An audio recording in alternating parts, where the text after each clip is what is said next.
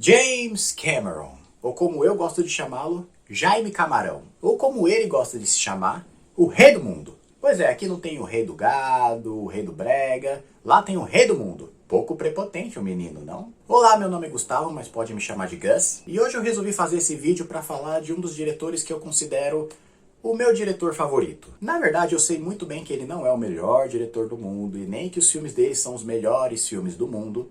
Mas, como eu sei que não existe essa questão de perfeição, eu considero James Cameron meu favorito porque ele sempre chega o mais próximo do que eu gosto de ver em filmes com os filmes dele. O que eu quero dizer? Que quando se trata de gosto pessoal, ele sempre acerta todos os pontos que eu gosto. E mesmo sendo um diretor que só dirigiu 7 filmes até hoje, tirando o novo Avatar que vai sair agora, Avatar The Way of Water, ou Avatar O Caminho das Águas, parece nome de novela das 6, né? O Caminho das Águas. Todos os filmes dele sempre me empolgaram bastante e sempre tiveram uma característica muito interessante sobre a narrativa que ele usa para contar suas histórias. Porque ele também escreve os roteiros dos filmes. Então acaba que todos seguem uma certa estrutura que é bem similar entre eles. Então os 7 filmes da carreira dele são Exterminador do Futuro 1, de 1984, Aliens, de 1986, O Segredo do Abismo, de 1989, O Exterminador do Futuro 2, de 1991, True Lies, de 1994, Titanic, de 1997, e depois de um longo tempo de molho, ele resolveu fazer o Avatar,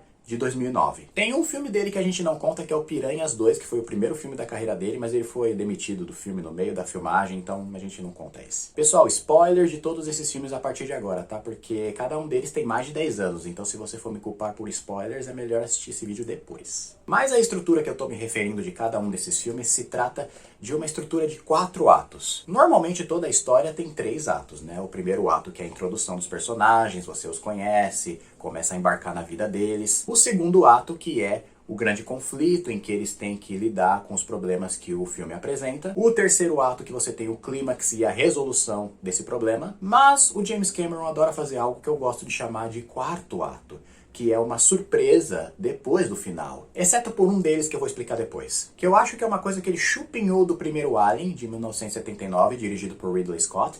Quando eu digo chupinhou, ele pegou de referência para os filmes dele, e aí foi usando em todos. Em O Exterminador do Futuro 1, por exemplo, você tem o Exterminador, que é o personagem do Arnold Schwarzenegger, que é aquele robô que usa, né, uma pele por cima para se infiltrar entre os humanos. E ele tá caçando a Sarah Connor porque ele precisa matá-la no passado para impedir que o filho dela nasça no futuro e vire o salvador da humanidade na guerra contra as máquinas. E durante o filme fica bem claro que ele é uma máquina imparável, então você pode dar 300 mil tiros nele que não vai adiantar. A grande solução para um tanque de guerra como esse é explodi-lo, que é o que acontece no ato final. Você tem a grande explosão do caminhão-tanque, e aí o Arnold Schwarzenegger sai desse caminhão-tanque pegando fogo, e aí você pensa, ufa, morreu. Só que não! E aí vem o quarto ato, que é quando você tem a pele do Schwarzenegger se desfaz e aí ele volta como apenas a máquina. O endoesqueleto mecânico que se ergue do fogo como se fosse uma fênix ressurgindo e continua perseguindo os heróis até a fábrica lá de máquinas,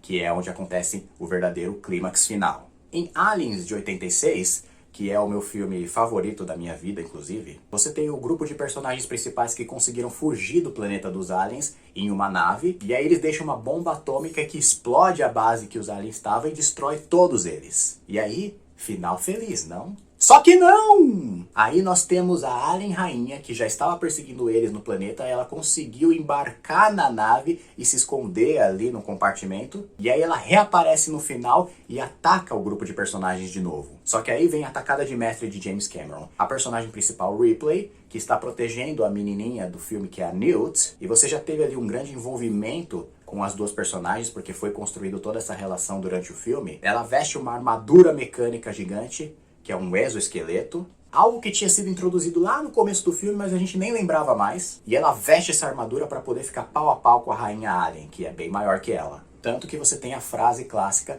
porque a Alien Rainha tá atacando a menina, e quando a Ripley chega com aquela armadura poderosa dela, ela fala, sai de perto dela, sua E essa batalha final é o quarto ato desse filme. Nota 10.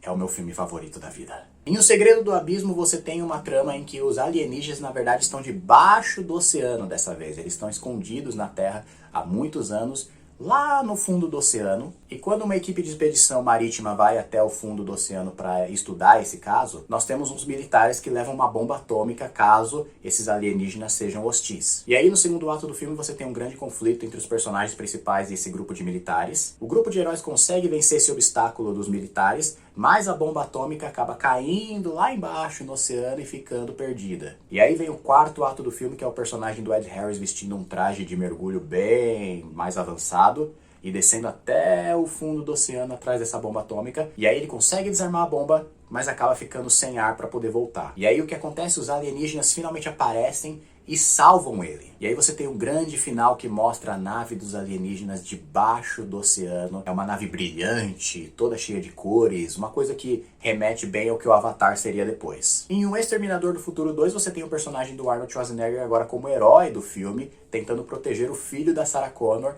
de um robô assassino, que é agora o T-1000, que é aquele ser feito de metal líquido que consegue se transformar em qualquer pessoa e também fazer facas e metais para poder matar todo mundo. E aí no final do filme você tem uma grande perseguição lá de caminhão no meio da estrada e ela acaba terminando em uma usina de aço moldado, mold steel, como eles falam em inglês, algo do tipo. E aí você tem quase um reflexo do primeiro filme, porque o T-1000 acaba explodindo no caminhão dele, mas o caminhão dele é feito de hidrogênio, que congela ele. E aí você tem o quê? A grande frase clássica. Hasta la vista, baby. O Arnold Schwarzenegger atira no T-1000 congelado e deixa ele em pedacinhos. Mas aí como tem muito metal fervendo em volta e muito calor, ele acaba voltando à sua configuração inicial de metal líquido. E aí ele volta a se formar para o quarto ato do filme, que você tem a perseguição dentro dessa usina. Em True Lies você tem aqui de novo o Arnold Schwarzenegger, mas dessa vez ele é um agente secreto tipo 007, que vai em várias missões e tal. Só que nas horas normais dele, ele tem uma família que ele esconde esse segredo. Então ele tenta viver uma vida normal com a família, ao mesmo tempo que ele tá sempre nessas aventuras como agente secreto. No terceiro ato do filme, a personagem da Jamie Lee Curtis, que é a esposa dele, descobre todo o segredo. E eles acabam vivendo uma aventura lá, combatendo os terroristas. E no final, o Arnold Schwarzenegger salva a esposa dele de uma morte certa. Final feliz, não?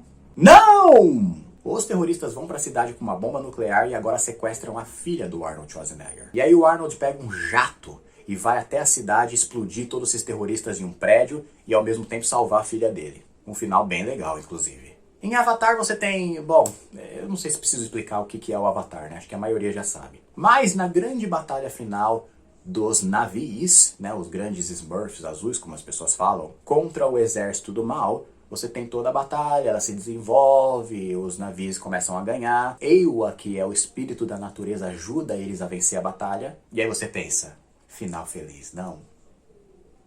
Porque aí o general mal do filme, que é o Quaritch, ele pega lá uma armadura gigante robótica e ele e o Jake Sully tem um combate final mano a mano. Então todos os filmes do James Cameron seguem essa estrutura de narrativa que o terceiro ato é tipo o prato principal do banquete. E ele é bem robusto, bem gostoso, ele deixa sua barriga cheia, mas você não pode ir embora sem a sobremesa. E a sobremesa é sempre esse quarto ato que eu falei. Aliás, até Rambo 2... que foi um filme que ele apenas escreveu o roteiro, ou ajudou a escrever o roteiro, tem essa estrutura também. E aí você percebeu que eu pulei um filme, né, que é o Titanic. Porque o grande naufrágio do final é um terceiro ato bem extenso. Então, como ele não segue essa estrutura de 4 atos, é como se ele fosse uma grande refeição que não cabe mais nada no seu estômago.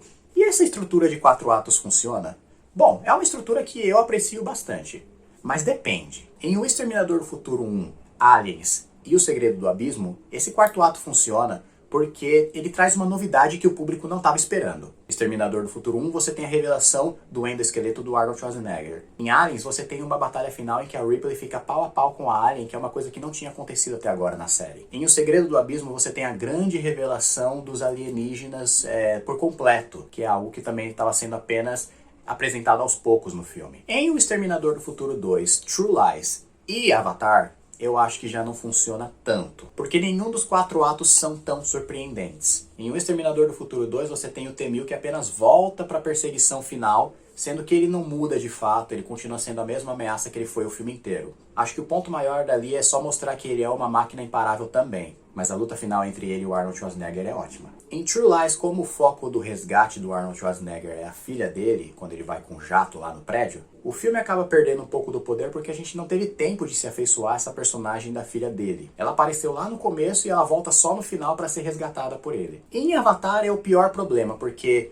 a armadura mecânica que o General Quaritch usa a gente já viu durante o filme todo. E a batalha em si com o Jake Sully é muito artificial por causa dos efeitos mesmo. Então se você fizer uma comparação, ela é bem parecida com a batalha final do Aliens, que a Ripley veste uma armadura mecânica, só que agora, por ser tudo feito em CGI, efeito especial, ela não tem o mesmo poder, a mesma carga dramática, o mesmo impacto que a cena do Aliens. Então eu aprecio demais essa estrutura de 4 atos, porque é uma forma de manter o público com os olhos fixos na tela até o final. Mas como eu disse, ela só funciona se você tiver um envolvimento emocional muito grande nesse final, e se esse final trouxer uma novidade. O próprio James Cameron deu uma entrevista recente falando que ele aprendeu algo sobre essa estrutura das narrativas que ele constrói, que a ideia tem que ser que o envolvimento emocional e o espetáculo tem que andar juntos ali para dar certo. Então o final, que é o terceiro ou quarto ato, só vai funcionar se os dois estiverem ali, no mesmo patamar. Que eu acho que é uma lição que muitos escritores e diretores podem tirar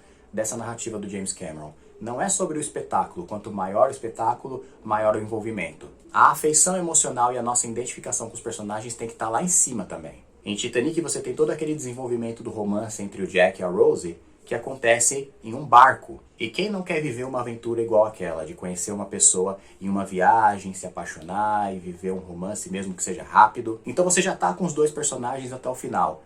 Então quando acontece o grande espetáculo, que seria infelizmente a tragédia do naufrágio, você está de mãos dadas com os dois personagens e não quer largar. Em Aliens é a mesma coisa, quando você tem um envolvimento emocional entre a Ripley e a Newt. A Ripley porque perdeu a filha dela recentemente, e a Newt porque também perdeu os pais dela mortos pelos aliens. Então quando acontece a luta final mano a mano entre a Ripley e a rainha, você quer que a Ripley ganhe. Eu vou falar de Aliens em um vídeo separado porque realmente é um filme muito importante pra mim e, como eu disse, é o meu filme favorito dessa vida. Agora, em Avatar tem um problema muito sério que é o personagem principal. Eu acho que o grande problema do filme é o nosso envolvimento com o personagem principal, Jake Sully. E pra ser sincero, sem querer ser maldoso, mas a interpretação do ator não ajuda muito, porque ele não tem uma presença forte de cena. Eu já assisti o filme várias vezes e fica sempre muito difícil pra mim me conectar com esse personagem, comprar o romance dele com a Neytiri, enfim, e seguir com ele nessa jornada. Eu acho que o James Cameron também erra feio nos diálogos dele. E o foco do filme deveria ser mais a Neytiri, porque a Zoe Saldana é uma excelente atriz e ela faz uma interpretação incrível com aquele personagem. Mas enfim, é um problema. De qualquer jeito, no final das contas, eu acho que outros diretores e escritores poderiam usar e se beneficiar dessa estrutura de 4 atos, contando com os elementos no lugar certo. Aquela ideia de envolvimento emocional e espetáculo ao mesmo tempo. Não que todos os filmes têm que ser iguais, mas eu acho que é uma estrutura que funciona para deixar o público sempre engajado naquilo que está acontecendo. Agora fica a dúvida se ele vai usar essa estrutura de 4 atos em Avatar 2. E se você notar o 4º ato desse filme, diz aqui nos comentários qual você acha que foi. E é isso, pessoal. Muito obrigado se você ficou até o final do vídeo. Como sempre, eu não posso deixar de mencionar o meu outro canal, que é o Joe Reaper, um canal que eu faço apenas animações. Eu vou deixar o link aqui para vocês darem uma olhada nele. E também tem um outro vídeo que eu falo sobre o canal aqui na playlist. E também tem o meu livro que eu acabei de publicar na Amazon, que é O Anjo de Fogo e Aço, que eu vou deixar o link também aqui na descrição do vídeo para vocês darem uma olhada, que é um livro que mistura um pouco de ficção científica, com épico, com ação, e aí tem uma dinâmica entre demônios e anjos. E aí fica a dúvida se eu também usei essa estrutura de 4 atos no livro. Mas de qualquer jeito também fica a dica aqui se vocês quiserem dar uma olhada. E é isso, pessoal. Muito obrigado novamente, até o próximo vídeo e tchau, tchau!